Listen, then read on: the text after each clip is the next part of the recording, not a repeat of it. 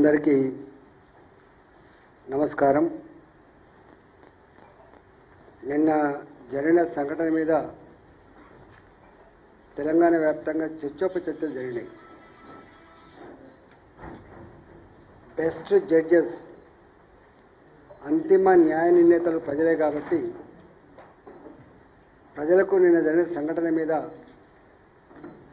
వాస్తవాలు చెప్పాల్సినటువంటి బాధ్యత ఉంది కాబట్టి వందల మంది బాధితులు ఇవాళ మేము ఇక్కడ ప్రెస్ మీట్ నిర్వహిస్తూ ఉన్నాం. కొన్ని పత్రికలలో అనుకూలంగా, కొన్ని పత్రికలలో వ్యతిరేకంగా, కొన్ని టీవీ ఛానల్లో సొంత కవిత్వాలు రాసి చిత్రీకరించే ప్రయత్నం చేశారు. సరే, అవన్నీ వాళ్ళ విజ్ఞతకు వదిలిపెడతాం. నేను పార్లమెంట్ సభ్యుడిగా గెలిచిన తర్వాత 6 నెలలుగా ఒక పార్లమెంట్ సమావేశాలు జరిగినప్పుడు తప్ప ఎక్కడ బయటికి పోలేను. ప్రతి నిత్యం ఈ హైదరాబాద్ చుట్టుపక్కల ఈ పార్లమెంట్లో జరిగినటువంటి అనేక రకాల దుర్మార్గాల మీద, పేదల కన్నీళ్ళ మీద, పేదల దుఃఖం మీద నేను ఎట్లా ఫైట్ చేస్తున్నా మీరు అంతా చూసిండ్రు.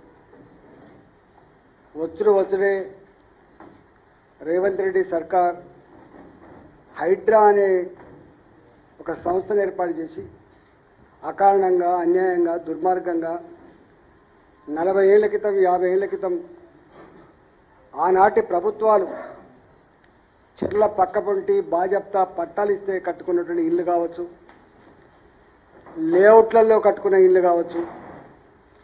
నేను చాలాసార్లు చెప్పినా, మళ్ళీ చెప్తున్నా, ఆనాడు భారతీయ జనతా పార్టీ హైదరాబాదుకు వలస వచ్చే పేద ప్రజానీకానికి గూడు కావాలి, వాళ్ళు రెక్కల కష్టం మీద బతికే వాళ్ళు ఇళ్ళ జాగాలు కొనుక్కునే స్తోమత లేదు, ఇల్లు కట్టుకునే స్తోమత లేదని చెప్పి ఆనాడు మా టైగర్ నరేంద్ర గారు మొదలు పెడితే స్వయంగా నాయకత్వం వహించిన బద్దం బాలరెడ్డి గారు కావచ్చు, దత్తాత్రేయ గారు కావచ్చు, మా నాయకులంతా కూడా పేదలకు అండగా ఉండి ఆనాడు దూర ప్రాంతాలు, హైదరాబాద్కు దూర ప్రాంతాలటువంటి మామూలు గవర్నమెంట్ ల్యాండ్లలో గుడిసెలు వేయించిన చరిత్ర మీ అందరికి తెలుసు. బాలాజీ నగర్లో, జవహర్ నగర్లో కట్టుకున్న ఇళ్లను కూల్చే ప్రయత్నం చేసినాడు. కన్నెర చేసి కాపాడింది కూడా భారతీయ జనతా పార్టీనే. ఇవాళ పేదలకు జాగలిప్పించిన పార్టీగా, పేదలకు ఇండ్లు కట్టించిన పార్టీగా, వాజ్పేయి గారు ప్రధానమంత్రిగా ఉన్న కాలంలో అనేక వేల మందికి హైదరాబాద్ పట్టణంలో ఇల్లు కట్టించిన పార్టీగా, మళ్ళీ హైడ్రా మీద కట్టించిన పార్టీ, భూమి హక్కులు కల్పించిన పార్టీ, కళ్ళ ముందే అవే కాలనీలు నీలమట్టం అవుతున్నప్పుడు హైడ్రా పేరిట మేము భరించలేకపోయినాం. మేము, మా పార్టీ ఈ హైదరాబాదులకు ఎట్లా అండగా ఉందో మీరు చూసిండ్రు. దాంట్లో ఎంత ఒత్తిడికి లోనైందో 3 నెలల కాలం పాటు నేను సాక్షిని. ఆ తదుపరి వెంటనే మళ్ళీ మూసి ప్రక్షాళన పేటకు తీసుకొచ్చారు. మూసికి చాలామందికి తెలియని విషయం ఏంటంటే, ఏదో మూసిలో పారే మురికి నీళ్ళు మాత్రమే పోతాయట అని చెప్పి చర్చ జరిగింది. కానీ తప్పది. మూసీ నది ప్రక్షాళన జరగాలంటే మూసికి అటువైపు ఇటువైపు 300 మీటర్లు, అంటే 1000 ఫీట్లు అటు, 1000 ఫీట్ ఇటు, ఇళ్ళన్నీ కూలగొట్టి ఆ భూములు కూడా గుంజుకొని మల్టీ నేషనల్ కంపెనీలకు కట్టబెట్టి మల్టీప్లెక్స్ కట్టాల్సిన అక్కడ లేకుండా వాస్తవంగా ప్రజలు తప్పుదోవ పట్టించి మళ్ళీ మూసి అటుపక్కకి ఇటుపక్క నుండి ఇల్లు కూల్చే సందర్భంలో అప్పుడు కూడా నేను భారతీయ జనతా పార్టీ బాధ్యత కలిగిన పార్లమెంట్ సభ్యుడిగా, మా పార్టీగా వాళ్ళకు కూడా అండగా ఉన్నాం. మేము కొన్ని వందల దరఖాస్తులు రోజు వస్తున్నాయి మాకు. మా ప్లాట్లు గుంజుకుంటున్నారు, మా ఇల్లు కూలగొడుతున్నారు, మా మీద దౌర్జన్యం చేస్తున్నారని చెప్పి ఆ దరఖాస్తులు వచ్చినప్పుడు నేను స్వయంగా నాకు తెలిసిన మల్కాయిరి కలెక్టర్కి ప్రతి నిత్యం ఫోన్ చేసేది. ఏమవుతుంది కలెక్టర్ గారు, అసలు ఎక్కడ చూడలే, నా 25 సంవత్సరాల అనుభవంలో ఏదైనా పిటిషన్ వస్తే మాలాంటి వాళ్ళని మీకు ప్రాసెస్ చేస్తే దీనికి ఇది చేయొచ్చు సార్, ఇది చేయలేం సార్ అని చెప్పేది. కానీ ఏ ఒక్కరు కూడా పరిష్కారం అయితే లేదు. వ్యవస్థ మీద నమ్మకం పోతుందని చెప్పి ప్రతినిధి చెప్పేది. సేమ్ థింగ్ ఇక్కడ హైదరాబాద్లో మజిల్ పవర్ ఇన్వాల్వ్ అయి ఉంటుంది కాబట్టి, గుండాలు రియల్ ఎస్టేట్ వ్యాపారులు కొల్లుడైనటువంటి సందర్భం ఉంటుంది కాబట్టి అక్కడక్కడ రియల్టర్లు అంటే మంచి రియల్టర్లు కాదు, రియల్టర్ల పేరిట భూములు ఆక్రమించుకుంటోళ్ళు, రియల్టర్ల పేరిట సెకండ్ సేల్ చేసుకుంటోళ్ళు, రియల్టర్ల పేరిట దాదాగిరి చేసేవాళ్ళు ఎవరైతే ఉన్నారో 200 మందిని 300 మందిని బాడీగార్డులను పెట్టి ఫైల్ వాళ్ళని పెట్టి దౌర్జన్యం చేస్తున్న సంఘటనలు ఇవన్నిటి వచ్చినప్పుడు మేము సిపి రాచకొండ కూడా ఫోన్ చేసేది. సిపి రాచకొండ గారికి ఎన్నిసార్లు మొరబెట్టుకున్నా కూడా, ఎందుకంటే మాకు పాత పరిచయం కూడా ఉండే కాబట్టి ఎన్నిసార్లు మొరబెట్టుకున్నా దానికి పరిష్కారం లేదు.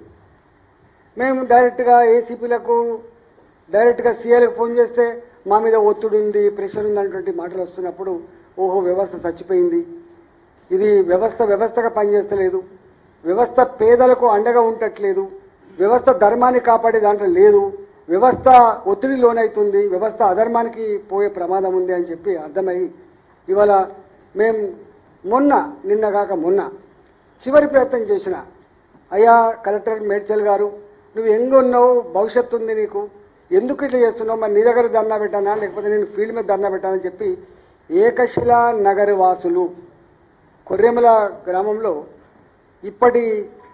ఇప్పటి మున్సిపాలిటీ ఆనాటి కొర్రెమల గ్రామం అది గడికేశ్వర మండలం కింద వస్తుంది, పోచారం మున్సిపాలిటీ కింద వస్తుంది.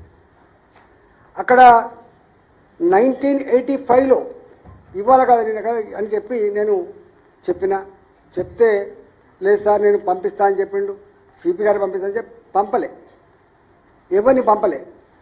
మేము ఎందుకు స్పందించాల్సి వచ్చిందో ఒక 2 నిమిషాలు మీకు ఆ వీడియో చూపిస్తా. ఈటల రాజేంద్ర గారు చేయలేపుతారా, సౌమ్యుడు కదా, మర్యాదస్తుడు కదా, భాష చాలా బాగుంటుంది కదా, ఎంత తీవ్రమైన ఉద్యమ ఒత్తిడిలో కూడా ఇట్లా చేయలే కదా, ఎందుకో ఒక 2.5 నిమిషాలు. అంటే వాళ్ళు జనరల్గా నిన్న ఆయన ప్రెస్ మీట్ చూసిన మా భూములకు వీళ్ళు వచ్చి మా వాచ్మెన్లో కొట్టిండు.